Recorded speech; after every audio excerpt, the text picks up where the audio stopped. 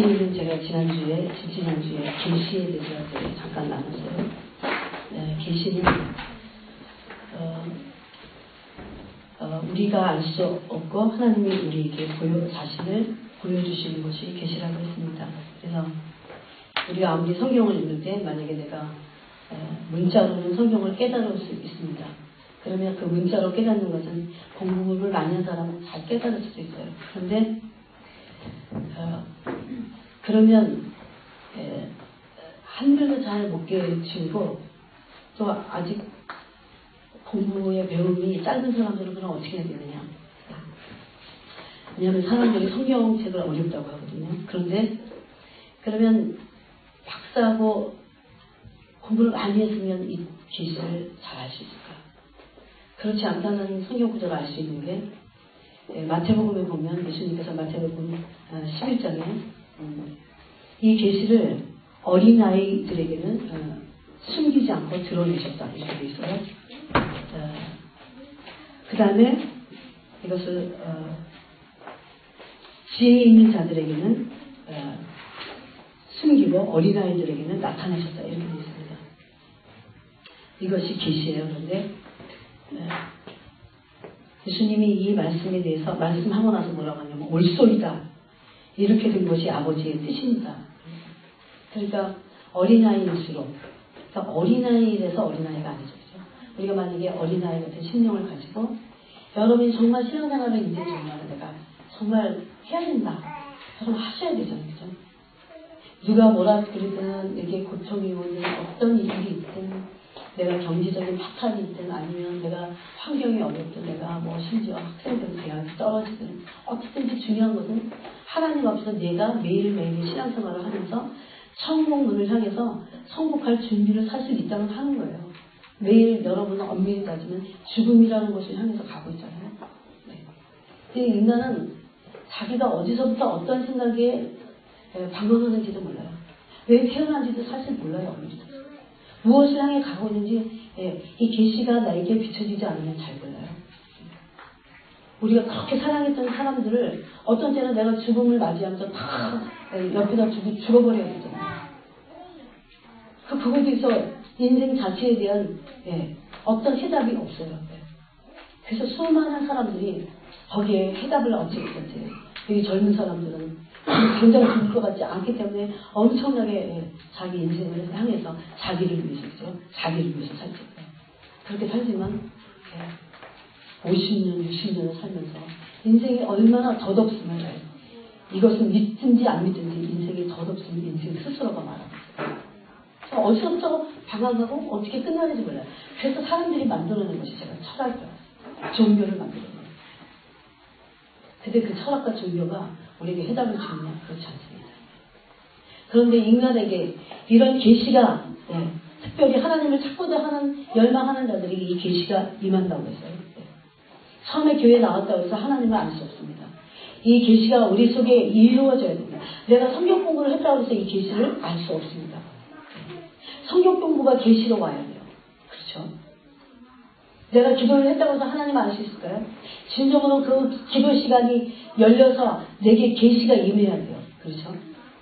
그래서 근데 누구에게 이 계시가 임한다고 여러분에게 제가 말씀드렸냐면 어린아이들에게 나타나셨다. 즉 어린아이라고 하는 것은 심령이 어린아이예요. 어린아이같이 자기를 낮추고 겸손하고 그리고 알기를 간절히 원할 때 정말 주님이 우리에게 자유의지를 주셨어요. 운명적으로 그냥 내가 하나님이 가만히 있어서 나를 알려주신다. 그렇지 않습니다. 만약에 그랬다면 그런 사람이 이런 사람이에요. 누군가가 그 사람에서 엄청난 중보기도를 하는 거예요. 그래서 우리가 중보기도가 필요해요. 그래서 바울은 에베소서 1장에서 에베소 교회들을 향해서 중보기도를 하는데 바울의 중보기도가 1장 17절에 보니까 이렇게 말하고 있습니다. 하나님 이 에베소 성도들에게 지혜와 계시의 정신을 영을 주셔서 하나님을 알게 해주십시오. 에베소 교회에 수많은 문제가 있었어요. 많은 문제가 있었습니다. 귀신을 섬기는 그런 모습들도 있었어요. 그렇지만 바울은 딱 하나를 기도했어요. 같은 맥락의 것이 어떤 기도를 했냐면 하나님 제발 이 에베소 성도들에게 눈을 열어주셔서 마음의 눈을 열어주시고 지혜와 계시의 영이 부어져서 하나님을 알게 해주십시오. 그렇게 기도했다는 거예요. 그래서 만약에 누군가가 나를 위해서 그렇게 기도한다면 그 계시가 내게 열리기 시작해요. 확정으로 나옵니다. 그래서 우리가 중보기도 중에 믿지 않는 사람들을 향해서 그런 기도를 해야 돼요.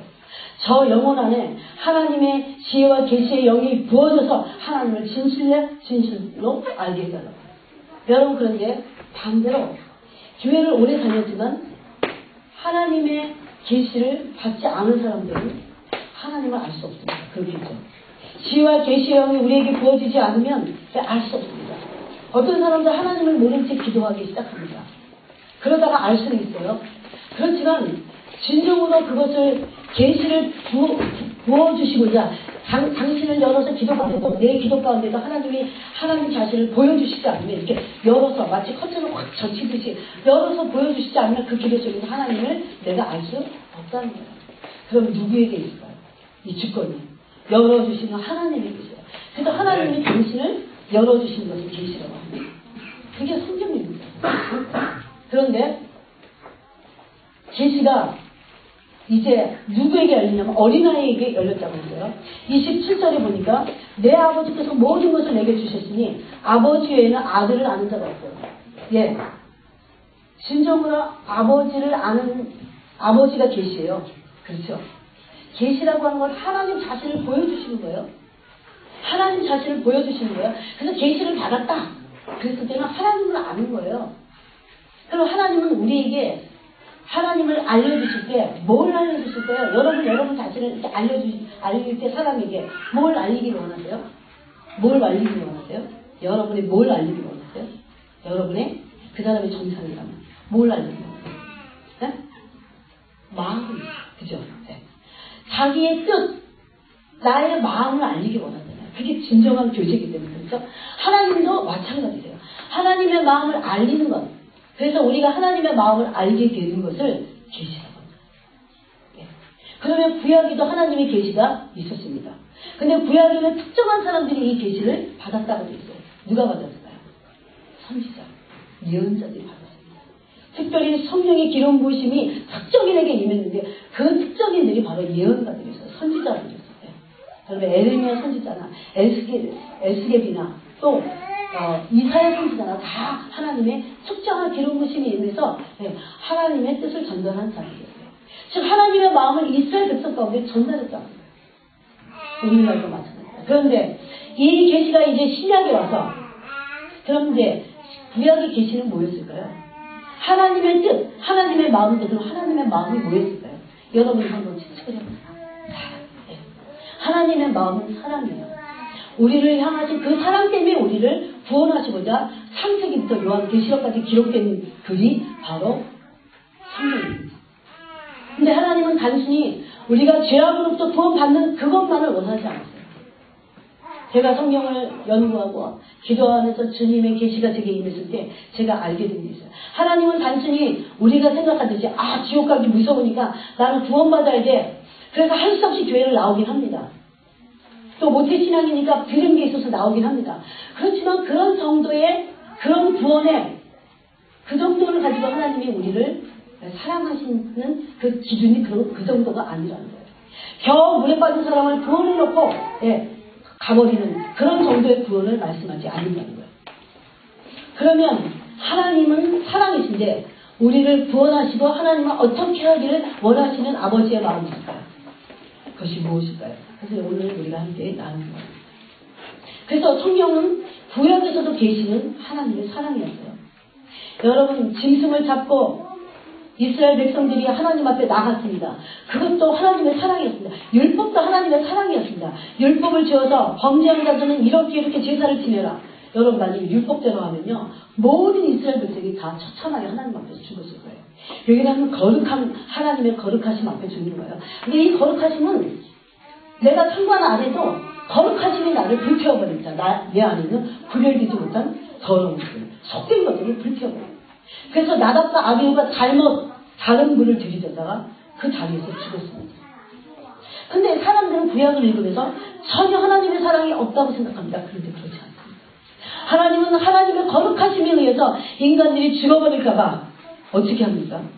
율법이라는 제사제도를, 율법에는 그래서 일반 민간법이 있는가 동시에 제사법이 있습니다. 그래서 그 제사법을 통해서 하나님을 만나죠. 그래서 제사를 지내서 누가 대신 죽습니까? 짐승이 죽음으로 이제 나의 죄가가 계속되고 나서 그래서 하나님은 이제 이스라엘 백성과 관계하실 수 있었잖아요. 그러면 그것은 여러분 그 자체가 얼마나 하나님의 크나큰 사랑입니까? 오늘날도 마찬가지입니다. 사람들은 모르고 죄를 짓고 마음껏 자기가 죄를 짓고 나는 교회 다니니까 구원받는다고 하지만 엄밀히 따지면 모든 죄의 사망이라고는 그 저주의 모든 일들이 그 저주의 모든 불화살이 그 징계와 그 채찍과 그 심판이 예수님 한 몸에 다 쏟아졌어요.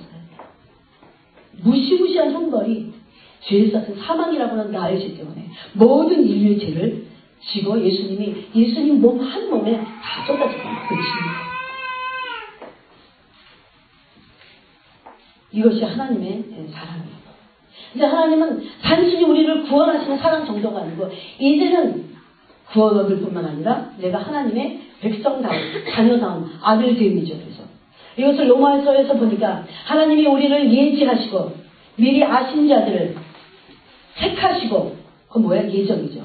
예지하시고 예정하시고 그 다음에 택하신 자들을 뭐 하셨어요? 부르신 자들을 뭐 하셨어요? 의롭다 하시고 의롭다 하신 자들을 영화롭게 하셨느니라 그러면서 그 앞절에 보면 아들의 형상을 본받게 하기 위하여 그렇게 하셨다고 되어 있습니다. 그래서 아들의 형상을 본받게 되면 우리는 영광스러운 존재가 돼요. 영광 가운데가 들어갑니다. 근데 이 땅 안에서는 우리가 아직도 여전히 죄의 본성이 완전히 사라지지 않았기 때문에 성화의 과정을 통해서 우리는 아직 영광을 잠깐 맛보지만 영원한 영광된 존재가 되는 것은 천국 가서예요. 그것을 영화라고 합니다. 그럼 누가 영광을 많이 얻을까요? 아들의 형상을 본받는 자.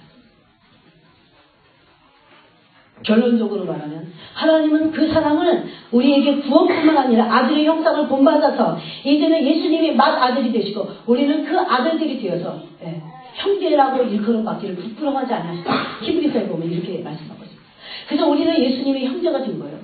그런데 우리 안에 이제 진정한 아들이 되고 진정한 참 아들이 하나님의 자녀가 되려면 우리는 예수 그리스도 안에 있었던 그 형상이 파괴된 그 모습이 회복되어야 된다. 즉 그것을 쉽게 말하면 예수님같이 되어버리는 거예요. 우리가. 그래서 하나님은 우리가 예수님같이 되기를 원하십니다. 그래서 성경의 기준이 굉장히 놀라워요. 어떤 종교적인 어떤 지도자가 아니에요. 우리의 기준은 내가 거룩하니 너희도 거룩하라. 너희는 나를 본받는 자들아. 이것이 하나님의 기준에서 그렇게 말씀하십니다. 그것이 불가능한 거예요? 그렇지 않습니다. 이것은 우리의 의지로는 도저히 불가능한 일이지만 은혜로 이것을 이뤄가는 그 과정을 바로 성화라고 부릅니다. 그래서 누가 이 땅에서 많이 하나님 아버지의 형상으로 변화돼서 하나님의 모습으로 살 것인가, 그것이 내가 천국 갔을 때 나의 영광을 결정짓습니다. 그것을 매일매일 해야 돼요. 매일매일 나를 부인하고. 그래서 왜 내가 죽어야 되는지, 왜 내 옛사람이 파괴되고 내가 그렇게 내 이기적인 내 자아가 죽어야 되는지 거기에 이유가 있습니다. 그것은 영광을 나중에 얻겠지만 하나님 마음에 기뻐하시는 거예요. 이것이 뭐냐면 하나님이 자기를 닮도록 하셨다는 거예요. 그것이 아들의 형상을 본받게 되는 거예요. 그것이 바로 하나님이 우리를 부르신 사랑의 부르심 가운데 있는 거예요. 단순히 우리를 죄에서, 단순히 우리를 그 올무에서 구원하실 뿐만 아니라 우리를 하나님의 진정한 자녀, 즉 하나님과 똑같은 사람으로 우리가 변화되기를 원하시는 것이 하나님의 사랑이다. 이것이 계시입니다. 근데 이 계시가 구약에서는 확실하게 열리지 않았습니다. 이제 신약에 와서 예수님을 통해서 이 계시가 확실하게 보여졌습니다. 여러분, 계시는 그래서 예수님 자신이에요. 예수님 자신이 십자가에서 죽으심으로 하나님이 얼마나 어떤 사랑이신지를 보여주신 것이 예수님의 십자가 사랑이에요. 우리는 나는 계시를 모르겠는데요, 그렇게 말하죠. 우리는 다 예수 그리스도의 십자가의 사랑을 알았다면 우리는 계시를 받은 사람이에요. 계시 중에서 가장 큰 계시는 예수님 자신이에요. 예수님 자신이 그래서 나와 아버지는 하나라고 말씀하시면서 빌립이 예수님 이제 아버지를 내게 보여주십시오. 그렇게 말했을게요. 너희가 나를 보고도 왜 아버지를 보여달라고 하느냐, 그렇게 말씀합니다. 나를 본 자는 아버지를 보았거늘 어찌하여 아버지를 보이다 하느냐, 이렇게 말씀합니다. 즉 예수님이 하나님이셔서 예수님 당신이 하나님이 되셔서 오셔서 예수님이 하나님을 대신해서 하나님을 보여주신 것입니다. 그러니까 그 당시에 예수님을 봤던 사람들은 누구를 본 거예요? 하나님을 본 것입니다. 이것이 계시입니다. 하나님을 계시하면 이상하게 이단시예요. 이게 계시입니다. 그런데 하나님이 우리를 구원하시도록 사랑하시도록 우리를 부르셨다는 거예요. 이것이 이제 부르심과 어떤 연관이 있는지를 우리가 오늘 보겠습니다. 우리 본문을 한번 보겠습니다. 본문에 보면 2장 18절부터는 그리스도의 고난에 대해서 말씀하니까 본문에 보니까 마지막으로 말하노니 너희가 다 마음을 같이하여 동정하며 제 성경에 동정이라고 해서 여러 성경에 체육을 하며 그렇게 됐어요. 채자는 몸채자예요. 쉴은 공유할 때 그 쉴자예요. 그래서 몸으로 공유하게 하는 거예요. 예수님이 십자가에서 우리를 불쌍하게 여기셨어요. 그래서 몸으로 공유하게 다 베푸셨습니다. 그래서 그 예수님과 같이 다 마음을 같이하여 불쌍하게 여기라 이렇게 말하고 있어요. 그 다음에 형제를 사랑하며 불쌍히 여기며 겸손하며 여기 9절에 보니까 악을 악으로 욕을 욕으로 갚지 말고 도리어 복을 비라 이를 위하여 너희가 부르심을 받았다 이렇게 됐어요. 왜 우리가 이 땅에 살아갑니까? 우리가 사는 이유가 무엇입니까? 여러분 공부 열심히 해서 학위를 따고 성공해서 돈을 많이 벌고 그것이 여러분의 목표입니까? 근데 그렇게 하고 죽은 사람들이 너무 많아요. 그렇게 다 따고 지금도 사는 사람들이 많아요. 그 사람들한테 한번 여러분 가보세요. 물어보세요. 정말 행복하시나? 주님을 만나지 않은 상태에서 그것만 한 사람들한테 한번 가보세요. 정말 행복하네. 행복하지 않습니다. 많은 게 행복했다면 그 미모를 가지고 그 돈을 가지고 그 재력을 가지고 죽지 않습니다. 여러분 돈은 뭔지 아십니까? 재물은 뭔지 아십니까? 우리에게 있어서 돈을 사랑하는 것은 무엇인지 돈을 쫓아간다는 것은 만몬의 영에 사로잡히는 거예요. 만몬의 영은 우리를 끊임없이 불안하게 합니다. 그래서 명예욕에 사로잡히게 합니다. 돈을 쫓아가게 합니다. 돈이 없으면 없는 대로 불안합니다. 있으면 있는 대로 불안하게 하는 것이 마귀라는 거예요. 그 만몬의 영에 사로잡히게 한다는 거죠. 그래서 그 영에 사로잡히면 다른 게 이상하게 목표를 돈이지 다른 것에 두지 않게 합니다. 근데 마귀는 우리에게 주는 것이 무엇입니까? 도둑질하고 우리 영혼을 빼앗고자 하는 것이 마귀의 수법입니다. 이 만몬의 영으로부터 모든 것이 나옵니다. 거기서부터 탐욕과 모든 시기와 왜? 내가 그렇게 잘 돼서 살아야 되기 때문에 다른 사람을 그렇게 반대로 죽일 수밖에 없습니다. 그런데 오늘 성경에 보니까 우리의 부르심은 사랑이라고 부르십니다. 여기 보니까 그냥 옆에 있는 형제 자매들을 사랑하라 그 정도의 사랑을 지금 말씀하고 있잖아요. 여러분 우리는 인간애가 모든 인간 가운데 있어요. 인간애라는 것이. 그렇죠? 여러분 인간애가 사랑일까요? 그런데 주님은 인간애를 사랑이라고 말씀하지 않아요. 여러분 한번 여러분이 지금 제 얘기를 들으시면서 이 설교를 통해서 여러분이 한번 생각해 보세요. 인간에는 인간애라고 하는 그 중심에는 뭐가 있냐면 자기가 있습니다. 인간이 중심입니다. 하나님이 중심이 아니고 인간애 안에는 인간이 중심입니다. 그럼 인간 중심 안에는 자기가 중심입니다. 그래서 인간에는 자기가 중심에 있기 때문에 절대 타인을 자기보다 더 사랑할 수 없습니다. 그런데 성경에서 말씀하고 있는 하나님의 사랑은 아가페적인 사랑입니다. 이것이 인간애하고 상관할 수 없이 얼마나 벽이 높고 도저히 따라갈 수 없는 하나님의 사랑이냐면 이것은 아가페적인 사랑입니다. 그래서 인간에는 옆에 있는 사람이 나한테 잘할 때는 얼마든지 좋은 감정을 가지고 좋게 다 사랑할 수 있습니다. 근데 엄밀히 따지면 그건 인간이지 사랑은 아닙니다. 근데 하나님의 사랑은 도저히 불가능한 그 상대를 향해서 하나님이 그 사랑을 우리에게 보여주신 거예요. 사실 십자가 위에서. 예수님은 여러분 하나님을 그 사랑을 믿고 당신의 몸에 온갖 인류의 모든 죄의 저주를 다 쏟으신 그 사랑을 믿었어요. 하나님이 예수님을 버리셨어요. 하나님이 예수님을 버리셨어요. 하나님이 예수님의 몸에 인간의 모든 죄의 저주를 다 퍼부셨어요. 근데 어떻게 예수님이 하나님을 절대 믿으시고 그 사랑을 믿으시고 어떻게 그 십자가에서 사망에까지 이룰 수 있었을까요? 그건 하나님을 사랑했기 때문에. 예수님은 하나님을 사랑했기 때문에. 사랑은 무섭습니다. 죽음보다 더 강합니다. 무엇이든지 가능한 일이 사랑인 거예요. 여기 오늘 말씀을 보니까 인간애가 아닌 하나님의 사랑으로, 아가페적인 사랑으로 우리를 부르셨다고 말씀하고 있습니다. 즉 우리의 부르심은 어떤 다른 부르심보다도 우리의 진정한 부르심은 이런 아가페적인 사랑을 하도록 우리를 부르셨다는 거예요. 여러분 이것을 아는 것도 참 힘듭니다. 그냥 믿습니다 하고 우리는 주님을 따라가지만 진정한 믿음도 그 사랑에서부터 나와야 온전하게 믿을 수 있다는 거예요. 여러분 어떤 사람이 소망으로 가득 찬 것은 아무리 힘들고 아무리 역경이 닥치고 척박하고 사람들이 경제적인 파탄이 오고 힘들고 관계가 파괴돼도 그 사람 안에 소망이 있는 것은 하나님을 향한 열망, 그 사랑이 없어지지 않는데 그 사람은 소망 가운데 살 수 있습니다. 근데 오늘 우리의 부르심이 그거라는 것입니다. 이 똑같은 부르심이 2장 21절에도 있습니다. 20절, 21절을 한번 같이 읽어보겠습니다. 베드로전서 2장 20절, 21절 같이 읽겠습니다. 시작. 죄가 있어 매를 맞고 참으면 무슨 칭찬이 있으리요. 그러나 선을 행함으로 고난을 받고 참으면 이는 하나님 앞에 아름다우니라. 이를 위하여 너희가 부르심을 받았으니 그리스도도 너희를 위하여 고난을 받으사 너희에게 본을 끼쳐 그 자취를 따라오게 하려 하셨느니라. 아멘. 예수님이 우리에게 다 본을 보이셨습니다. 우리는 애매히 고난을 당할 수 있습니다. 사실 알고 보면 우리가 잘못해서 당하는 고난이 훨씬 많습니다. 저는 기도 가운데 항상 그렇게 기도합니다. 주님, 제가 잘못해서 받는 고난들이 얼마나 많은지 알 수 없습니다. 저에게 계시의 눈을 뜨게 해주셔서 저 자신을 보게 해주시고 저의 더러움과 탐욕스러움과 이기적인 것과 탐욕스러운 것을 보게 해주셔서 제가 이 어둠과 죄악으로부터 저를 벗어나게 해주시고 그 다음에는 진정으로 예수님을 위해서 받는 애매한 고난, 복음의 고난을 제가 진정으로 받을 수 있는 그 자리까지 가게 해주십시오. 제가 그런 기도를 합니다.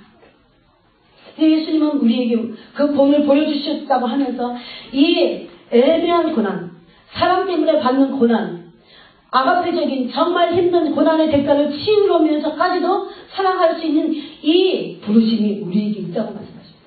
이것이 부르심이에요. 여러분 사람들은 어디 선교지로 가는 것도 부르심이라고 말합니다. 근데 만약에 그 선교사가 이 하나님의 진정한 내면의 부르심, 본질적인 부르심을 갖지 않고 선교사로 간다면 그는 그 어두운 영으로부터 잠식당할 겁니다. 사역할 수 없을 거예요. 그래서 우리는 진정한 우리의 부르심이 무엇인지를 단순한 구원만이 아니고 우리의 부르심은 하나님이 아가페적인 사랑을 하도록 우리를 부르셨다는 것입니다. 그런데 그 사랑은 놀라워요. 이 사랑을 함으로 하나님이 우리에게 가까이 오시기 시작합니다. 이 아가페적인 사랑의 대가를 지불할 때 그것은 고통이 시작됩니다. 고통을 동반합니다. 그래서 여기 보니까 고난을 받고 참으면 이는 하나님 앞에 아름답다고 말씀하고 있습니다. 이 고통 가운데 들어갈 때 하나님을 진정으로 사랑하고자 하는 사람들에게 이 고통이 일어나기 시작합니다. 그 사람들은 다 도망갑니다. 하나님을 사랑한다고 했는데 왜 나에게 이런 고통이 엄습할까? 그래서 다 도망갑니다. 그렇지만 여러분이 진정으로 하나님을 사랑하기로 하나님 한 분만을 정말 사랑하겠다. 신전한 사랑을 사랑하기를 결심한 다음부터는 하나님이 이 사랑을 테스트하신다는 것을 아셔야 됩니다. 이상하게 더 고난이 옵니다. 사랑에 대한 더 괴로움이 옵니다. 하나님은 이 고통에 우리가 몰입되지 않고 하나님을 사랑하고 하나님 한 분만을 그 얼굴을 구함으로 우리가 이 고통에 매몰되지 않기를 원하십니다. 사랑이란 제가 지난주에도 말씀드렸습니다. 자기 스스로 존재하는 것이 아닙니다. 사랑하는 대상 안에서 존재한다고 했습니다. 어렵지만 여러분이 곰곰이 생각하면서 한번 들어보시기 바랍니다. 사랑이란 소유하는 것이 아니고 상대가 나를 취하도록 내어주는 것입니다. 이것이 하나님과 예수님 안에서 서로 삼위일체가 되도록 하신 그 사랑입니다. 서로에게 완전히 녹아진 것입니다. 그러면 나에게 선을 베풀고 좋은 인격을 가진 사람만을 사랑하는 것이 진정한 사랑이 아니라 그렇지 않은 사람에게 내가 맞춰주는 것. 그래서 그것을 위해서 그 척박한 곳이 꽃을 피도록 열매를 맺도록 하는 것. 그것이 사랑의 수고입니다. 하나님은 사랑 안에서만 존재하시도록 우리를 만드셨습니다. 여러분이 이것을 거부하시더라도 그래서 하나님이 우리가 하나님을 사랑하기 시작해서 어떤 시점에 오면 우리를 연단하십니다. 그건 무슨 연단일까요? 사랑의 연단입니다. 여러분, 제가 살아보니까 정말 부부가 사랑한다는 게 쉽지 않더라고요. 제가 그래서 목사님 미워한다 그런 소리 아니에요. 쉽지 않다는 거예요. 미워하진 않지만 진정으로 그 모든 모습을 사랑하기가 쉽지 않습니다. 괴롭습니다. 그분도 그렇겠죠. 그죠? 저는 그렇게 사랑하기가 쉽지 않아요. 날마다 눈만 뜨면 그 똑같은 모습을 보면서 그것을 용납해줘야 합니다. 여기 식물들을 내가 결혼만 해봐라, 내가 정말 잘해줄 거다 이렇게 생각하지만 그렇지 않습니다. 여러분, 대비하고 결혼을 하셔야 됩니다. 나는 아가페적인 사랑을 할 것이다. 그러고 결혼해야 됩니다. 그래야 절대 이혼하지 않습니다. 이혼은 범죄하는 것입니다. 그래서 그 사람이 어떤 행동을 할지라도 나는 사랑해야 됩니다. 이것이 감정이 아닌 의지적인 사랑입니다. 하나님이 우리 모습이 예뻐서만이 아니십니다. 하나님이 나를 의지적으로 사랑하기로 결심하신 사랑을 가지고 계십니다. 여러분, 의지적인 사랑은 어떤 사랑인지 아십니까? 책임지는 사랑이에요. 여러분, 그래서 부부간에는 감정이 1년만 가면 벌써 다 없어집니다. 그렇지만 그 다음부터는 그 감정으로 사랑하는 것이 아니에요. 아무리 가시 같은 역할을 계속 내게 해도 사랑하는 거죠. 의지적으로 내가 사랑해야지. 그렇다면 그건 책임지는 거죠. 내가 이 결혼 관계에 책임을 질 것이다. 나는 사랑을 할 것이다. 이 의지적이다. 하나님은 지금도 우리를 향해서 그런 의지적인 사랑을 하고 계시며 또 그것이 완전한 하나님의 감정 안에도 있습니다. 그래서 하나님 불가능하지 않기 때문에 만약에 우리에게 하나님의 의지적인 책임지는 사랑이 없다면 우리는 벌써 거룩하신 불에 불태워져서 죽어버렸을 것입니다. 하나님의 심판에 우리는 죽어버렸을 것입니다.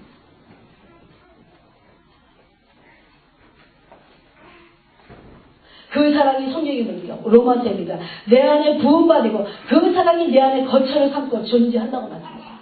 내가 예수님을 믿기로 작정했을 때 하나님의 그 사랑이 나를 거쳐 삼고 내 안에 계시는 거예요. 그것을 성령의 내주라고 말씀하시죠. 얼마나 놀라운 사실입니까?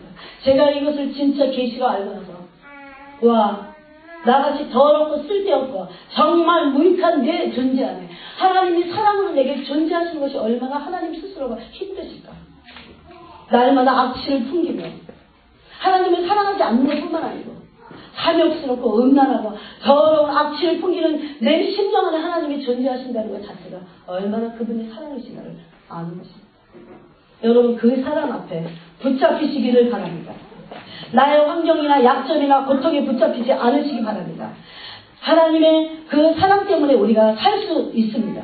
그 사랑 안에서 이런 모든 것들이 다 녹아져 내리기 때문입니다.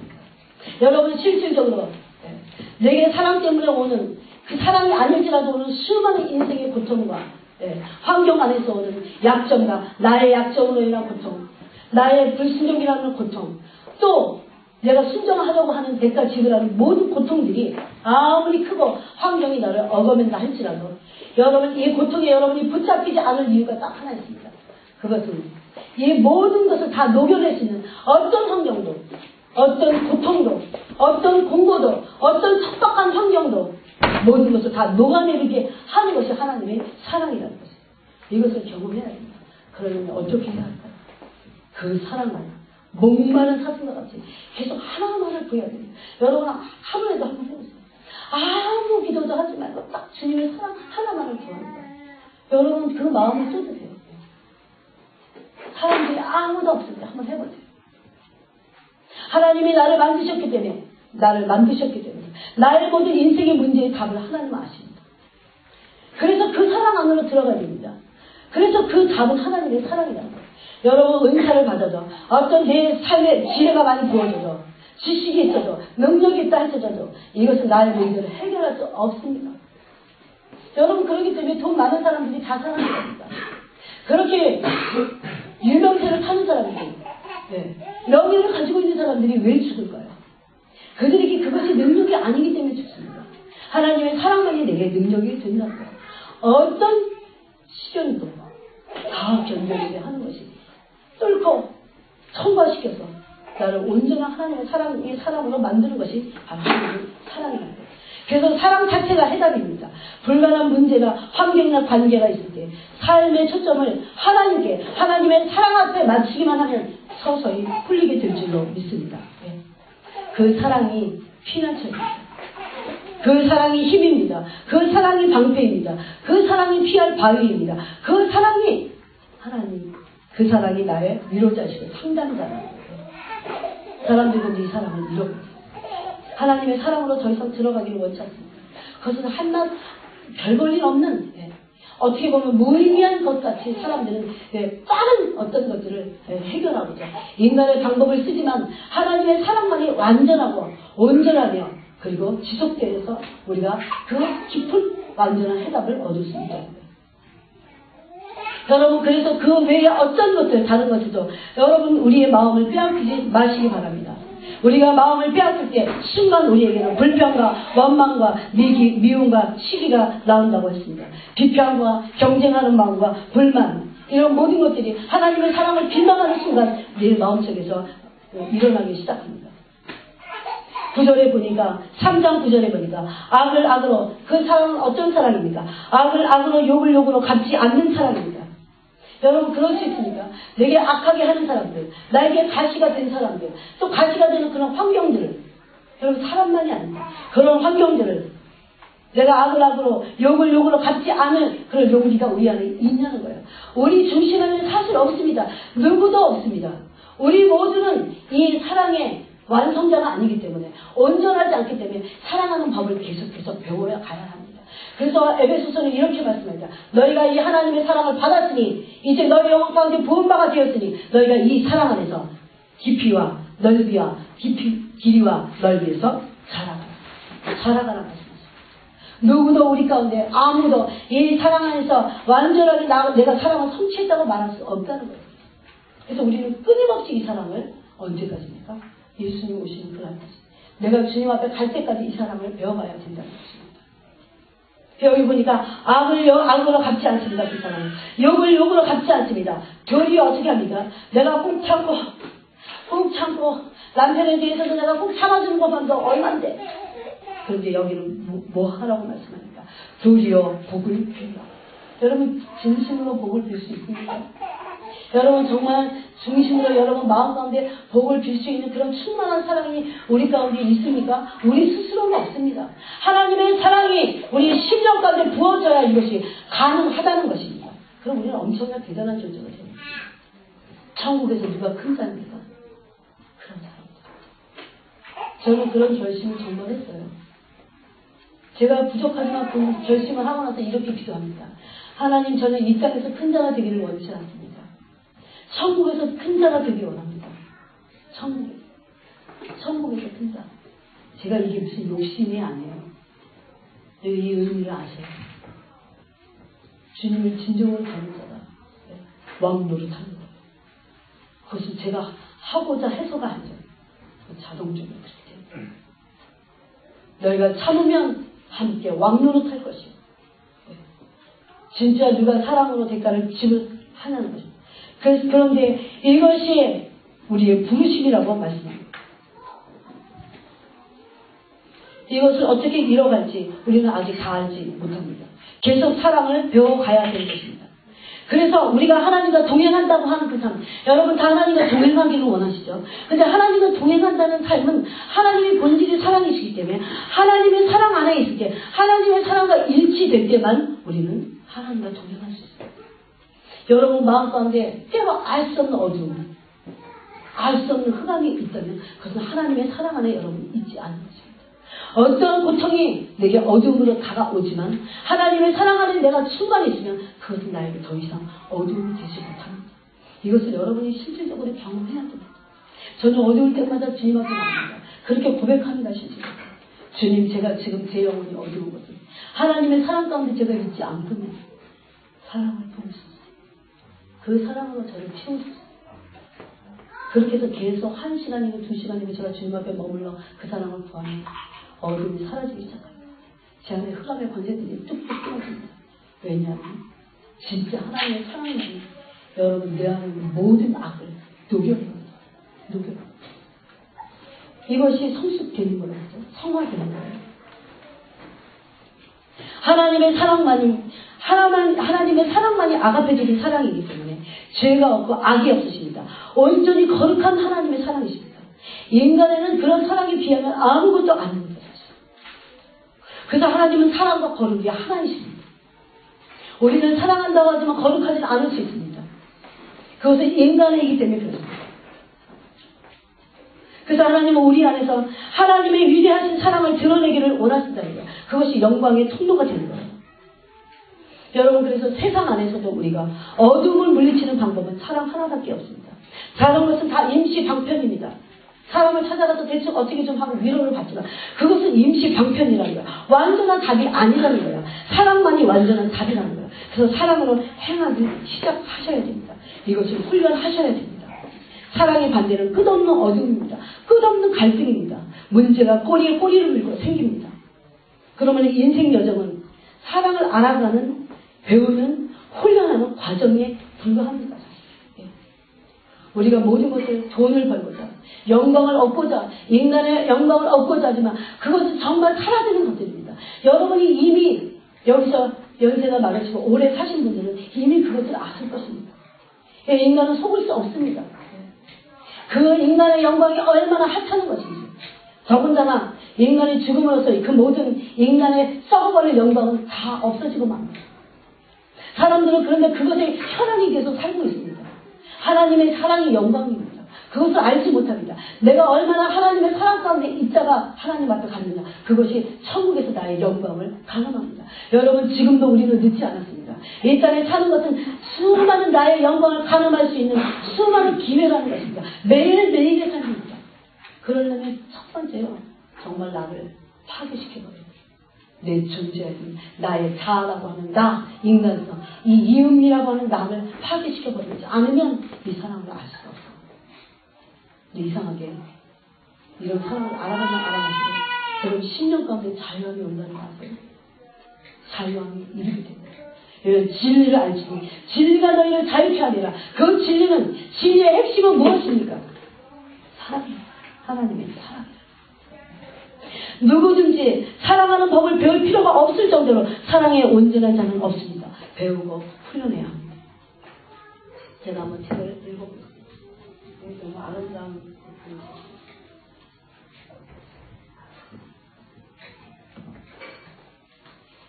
이들은 어떤 법이라고 하는 목사님이 천국으로 불려가셨어요.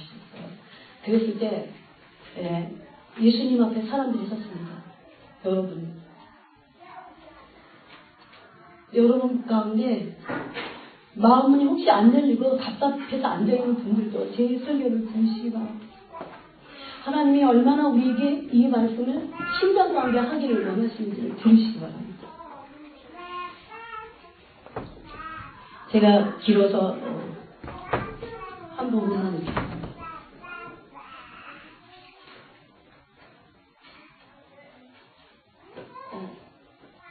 거기 왔던 모든 사람은 하얀 빛 가운데 감추어 있는 사람을 보았습니다. 그런데 신기한 것은 그들이 무엇을 생각하는지 제가 들을 수 있었습니다. 연계에 가면 다 알 수 있는 거예요. 그때 제가 들었던 그 사람들의 생각 중에 일부가 이렇습니다. 지옥으로 향하는 그 모든 사람들이 그 하얀 빛 가운데 감춰져 있던 그 남자를 보고 이분에 대해서 내가 이 땅 가운데 살 때 분명히 들은 적이 있다. 이분에 대해서 분명히 내가 전에 들었다. 그러나 내가 이분을 거부했다라는 생각이 들려온 것입니다. 이게 예수님을 거부했던 사람들이. 그래서 바퀴를 타고 지옥으로 향하는 이들이 그 빛에 쌓여있는 분에 의해서 거절당하고 그분을 지나자마자 밑으로 그야말로 형용할 수 없는 어둠 속으로 빨려 들어가는 것을 보았습니다. 그런데 그들이 섬겼던 자신들의 하나님과 함께 그 어둠 속으로, 이건 진짜 하나님이 아니죠. 돈이 하나님이었던 사람. 이성, 성, 여러분, 오늘날은 섹스가 하나님입니다. 그런 사람들은 그 자기가 섬겼던 하나님과 함께 그 어둠 속으로 빨려 내려갈 때 그들이 이 땅에서 섬겼던 그들의 신이 영원히 그들을 괴롭히는 신이 되고 있었습니다. 저는 너무 비참한 마음이 들어서 더 이상 지옥을 향하던 사람들의 행렬을 바라볼 수가 없었습니다. 그래서 다시 제가 서 있던 오른쪽 줄에서 무슨 일이 일어나고 있는지를 살펴보았습니다. 그때 저는 굉장히 덩치가 큰 흑인 여인을 보았습니다. 그녀의 주위에는 100명 정도의 천사들이 그녀를 호위하며 함께 있었습니다. 제가 성령님께 물었습니다. 도대체 이 여인이 어떤 사람입니까? 그랬더니 성령님께서 가르쳐 주셨습니다. 그 여인은 아주 위대한 복음 전도자였다. 그리고 100명의 천사들이 그 여인과 함께 있었다. 이 천사들이 이 여인이 땅에서 그의 사역을 마칠 수 있도록 도와주었다. 그래서 이 천사들이 이 여인과 함께 하나님 아버지의 집인 본향으로 되돌아가는 중이다. 천국에서 이 여인이 자신에게 파송되었던 천사들을 판결하게 될 것이다. 그러면서 이제 좀 지나가서 그리고 그 덩치가 큰 흑인 여인이 아까 제가 보았던 하얀 빛에 둘러싸여 있던 주님께로 나와왔습니다. 그런데 주님께서는 그녀에게 단 한 가지만을 질문했습니다. 이제 천국에 들어간 거예요. 들어갔을 때. 지옥은 아니에요, 지금. 여기 영어로 보니까 이렇게 돼 있어요. Did you learn to love? 너는 사랑하는 법을 배웠느냐? 주님 아무것도 묻지 않으시고 너는 사랑하는 법을 배웠느냐? 천국 문에 다가갔을 때 그렇게 물으셨습니다. 주님께서는 그녀가 이 세상에서 어떤 일을 하였고 얼마나 헌금을 많이 하였는지를 묻지 않으셨습니다. 오직 사랑에 대해서만 물어보셨습니다. 사람들은 이 세상에 태어날 때부터 타락한 상태로 태어납니다. 그런데 그 타락한 상태에서 반드시 배워야 되는 것이 바로 사랑입니다. 그럼 뭐에 대해서 타락했을까요? 하나님의 사랑에 대해서 타락합니다, 사실. 그래서 하나님을 떠나가는 게, 하나님의 사랑을 떠나가는 거잖아요. 사랑은 우리의 선택의 문제입니다. 그 빛 가운데 계시는 주님께서 덩치 큰 흑인 여인에게 너는 사랑하는 법을 배웠느냐 하고 물었을 때 그 여인이 손을 들어서 이렇게 대답했습니다. 거기서 거짓말을 할 수 없습니다. 네, 주님. 저는 사랑하는 법을 배웠습니다. 그러자 주님이 그 여인에게 손을 펴서 그 여인을 잡아서 키스를 해주시고 그녀를 안아주셨습니다. 마치 그분의 마음이 양쪽 문 2개로 된 모양이었는데 그것이 활짝 열리는 것 같았습니다. 그러더니 그 여인이 그 문 안으로, 즉 주님의 마음 안으로 들어가는 것을 보았습니다. 그리고 그 여인과 함께 있었던 천사들도 그 마음의 문 안으로 들어갔습니다. 그 다음에 제가 본 사람은 11살짜리 소녀였습니다. 이 어린 소녀는 5살 때부터 침대에 누워 있어야만 했습니다. 그런데 이 소녀는 전 세계 동안 다른 사람들을 위해서 기도했습니다. 그 소녀의 사역은 11살 때 끝이 났습니다. 왜냐하면 죽어서 천국에 오게 되었기 때문입니다. 주님께서 이 소녀에게도 동일하게 물었습니다. Did you learn to love? 사랑하는 법을 배웠느냐? 그랬더니 소녀가 네 주님이라고 대답했습니다. 그랬더니 주님께서 이 소녀에게 키스를 해주었고 그 소녀는 주님의 마음속으로 들어갔습니다. 그 다음에 제가 보았던 사람은 93세 된 할머니였습니다. 그 할머니의 손이 관절염으로 많이 손상되어 있었습니다. 그 질병으로 인해서 그 할머니 죽기 전 마지막 몇 년 동안 무척 고통 가운데 살았습니다. 주님께서 그 할머니에게 또다시 물으셨습니다. 너는 사랑하는 법을 배웠느냐? 그때 그 할머니가 말하기를 주님, 저는 주님을 사랑하는 법밖에는 배우지 못했습니다. 그리고 저의 전 세계 동안 주님 앞에 머물렀었습니다. 여러분 이렇게 되기도 쉽지 않아요. 제가 젊어서 남편이 죽었을 때부터 제 안에 쓴뿌리가 생겨났고 그로 인해 제가 겪었던 어려움들로 인해서 저의 삶은 계속해서 다른 사람들을 힘들게 하는 그런 삶을 살았습니다.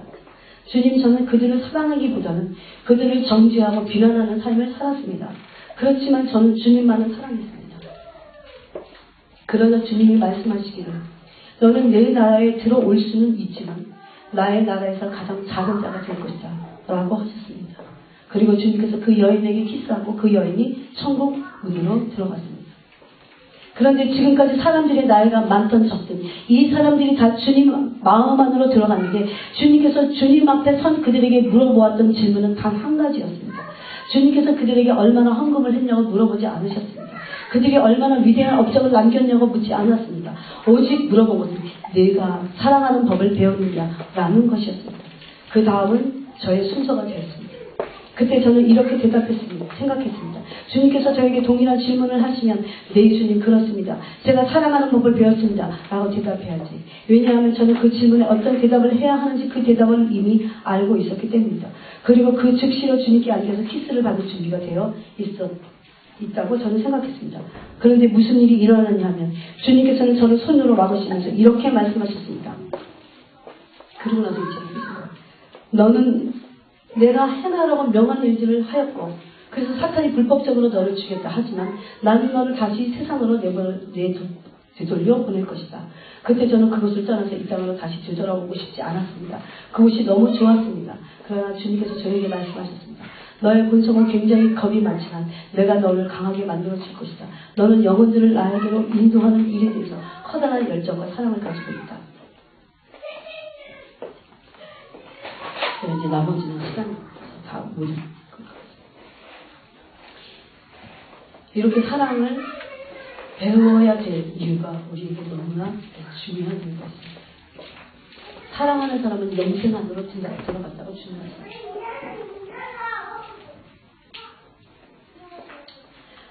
때로 손해를 보고 희생하고 아픔과 고통을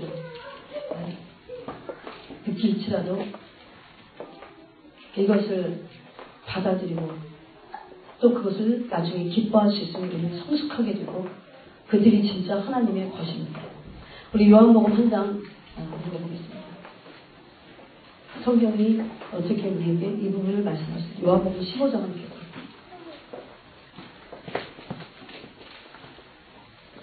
15장 14절 15절 읽겠습니다. 13, 14, 15절 읽겠습니다. 우리 다 같이 읽으셔야 합니다. 같이 읽겠습니다. 시작. 사람이 친구를 위하여 자기 목숨을 버리면 이보다 더 큰 사랑이 없느냐. 너희는 내가 명하는 대로 행하면 곧 나의 친구라. 이제부터는 너희를 종이라 하지 아니하리니 종은 주인이 하는 것을 알지 못합니다. 너희를 친구라 하였느니 내가 내 아버지께 들은 것을 다 너희에게 알게 하였습니다. 그래서 17절을 읽겠습니다. 17절에 이렇게 말씀하십니다. 시작.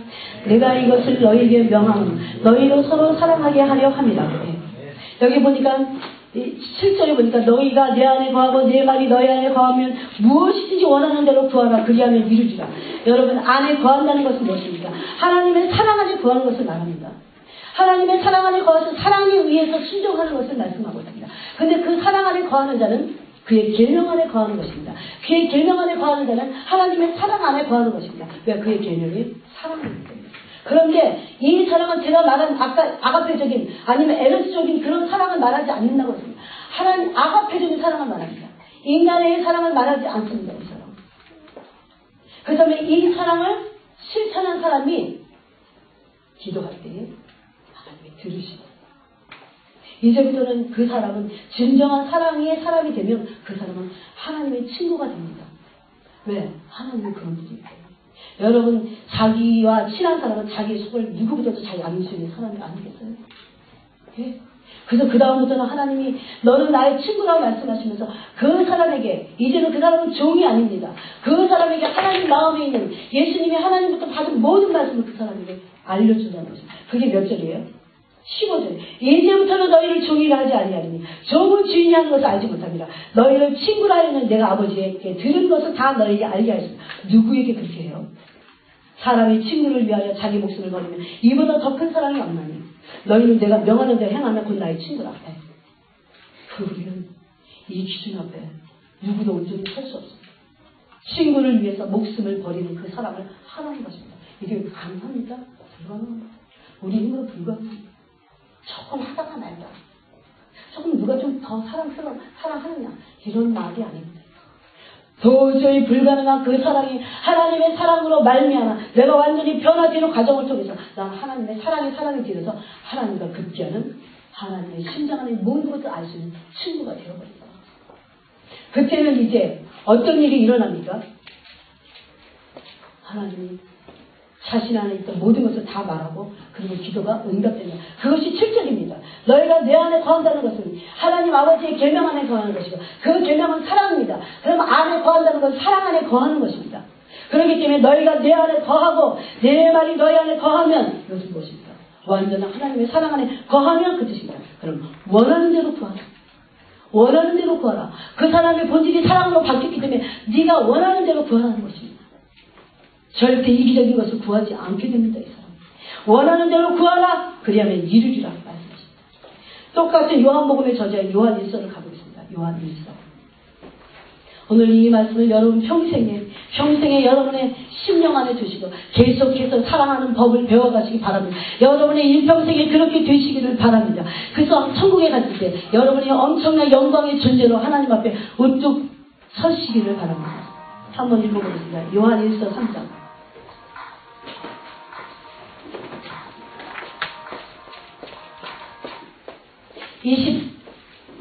21절부터 23절까지 읽겠습니다. 21절, 22절, 23절 읽겠습니다. 시작.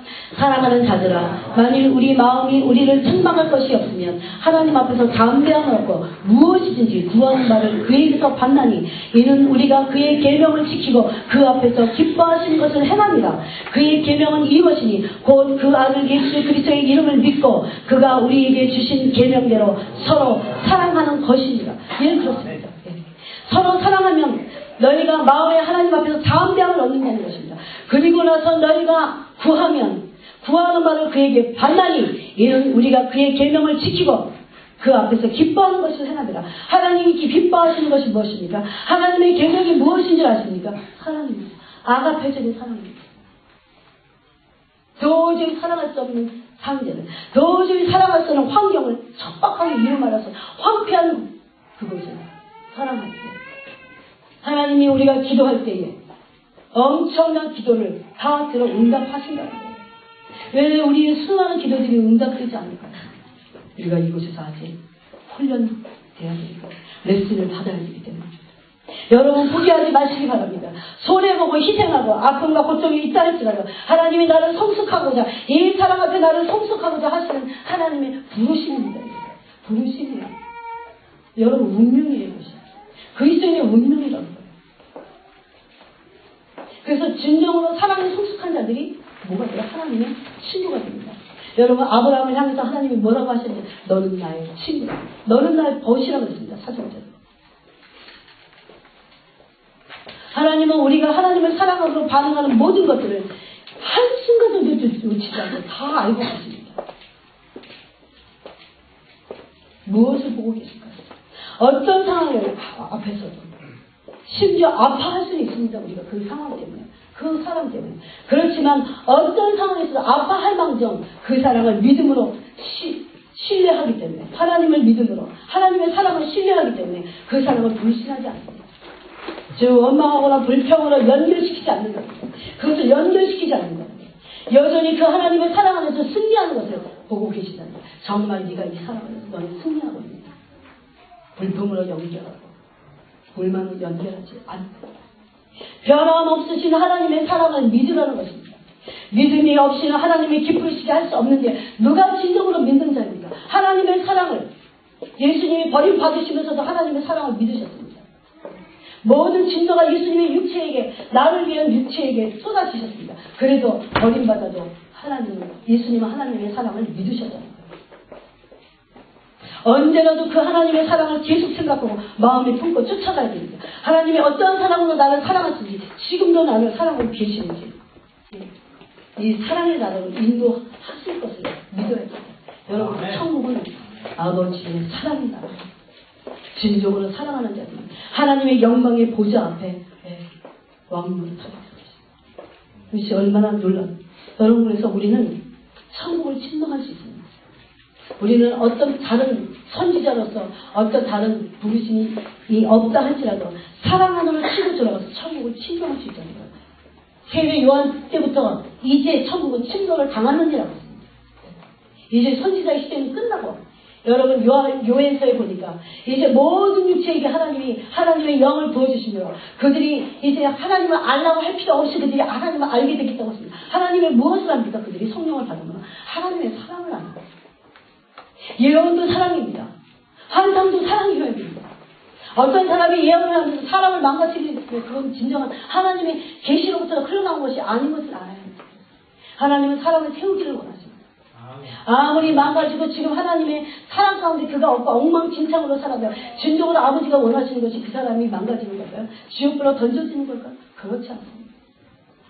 어떻게 하든지 누군가가 내가 통로가 돼서 그 한 영혼을 위해서 진리경하면서 기도한다면 그 영혼은 돌아오게 될 것입니다.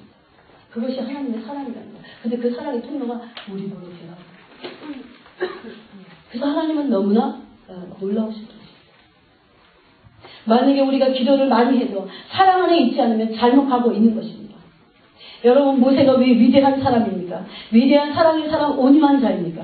민족을 위해서 자기 생명을 내어놓는 기도를 했다는 것입니다. 사랑 안에서 장성한 자가 하나님의 버신 것입니다. 그들이 진짜 하나님의 나라를 위해서 진짜 충성할 수 있는 사람들입니다. 사역도 봉사도 여러분의 모든 수고도 저의 사역도 마찬가지입니다. 복음 전도도 목적은 사랑입니다. 사랑하는 성숙한 자만이 진짜 하나님의 그릇입니다. 지금 하나님이 그런 사람을 찾고 계세요. 나의 어떤 경험, 의사, 지혜가 아닙니다. 주님의 일도 능력으로 하는 것이 아니라 저는 사랑으로 하게 되면 알았습니다.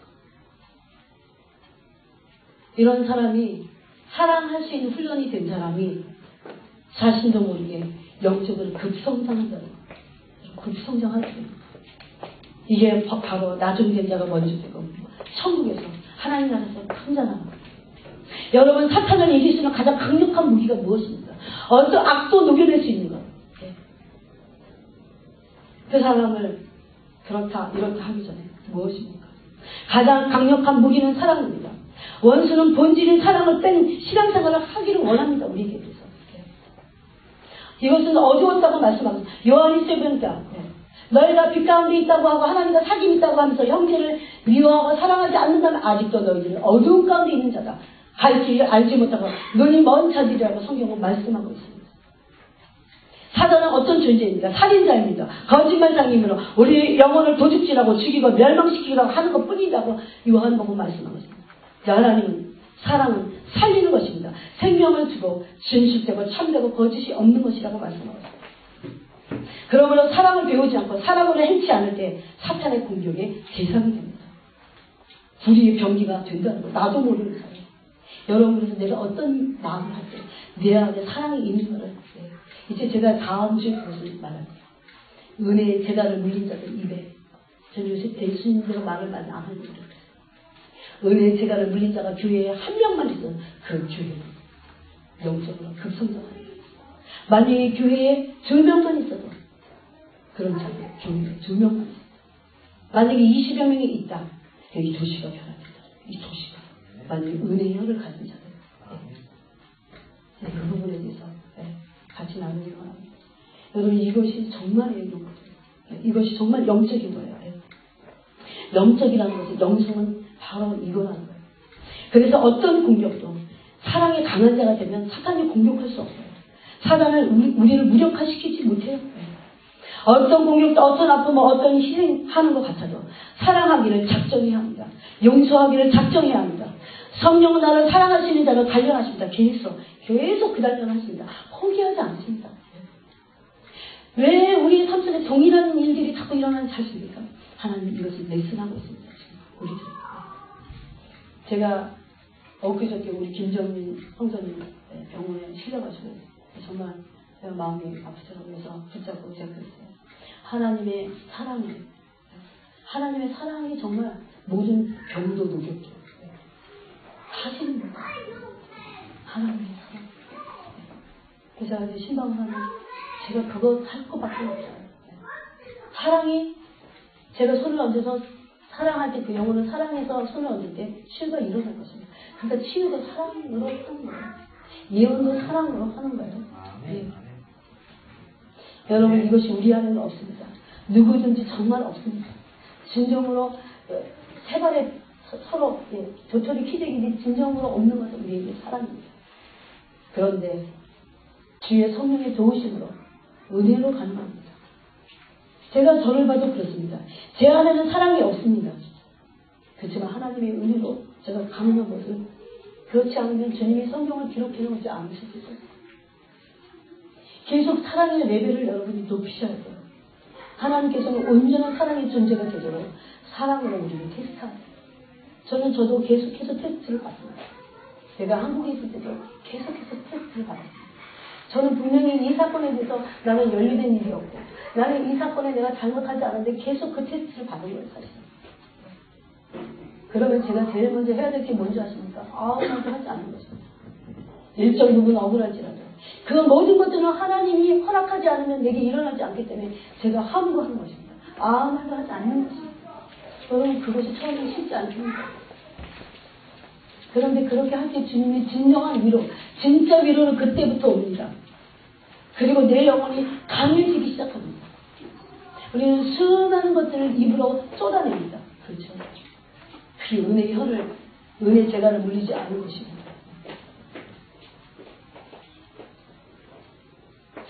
사랑에 온전한 자가 되면, 흠없는 자가 되면, 사랑에 온전한 자가 되는 것이 온전한 것입니다. 우리 한 절 성경을 읽고 이제 말씀을 마무리합니다. 마태복음 5장. 여러분이 잘 아시는 예수님의 산상수훈을 보겠습니다. 마태복음 5장. 여러분이 혹시 여러분의 삶이 망가졌다 할지라도, 만약에 여러분이 사랑에서 승리하시고 사랑에서 실패자가 아니면, 사랑을 버리지 않는다면 여러분은 이긴 자들입니다. 여러분은 승리자들입니다. 여러분은 성공한 사람들이에요. 그 사람의 삶은 언젠가 성공하게 돼 있어요. 네. 마태복음 5장을 보겠습니다. 5장 46절을 제가 읽겠습니다. 제가 45절부터 읽겠습니다. 이같이 한즉 하늘에 계신 너의 아버지의 아들이 되리니, 이는 하나님이 그 해를 악인과 선인에게 비추시며 비를 의로운 자와 불의한 자에게 내려주시리라. 불의한 자에서 공의를 차단하시고 해를 차단하시는 그런 하나님이 아니시라는 거예요. 왜? 그분이 사랑이시기 때문에. 그런데 너희가 너희를 사랑하는 자를 사랑하면 무슨 상이 있으리요? 세리도 이같이 아니하느냐?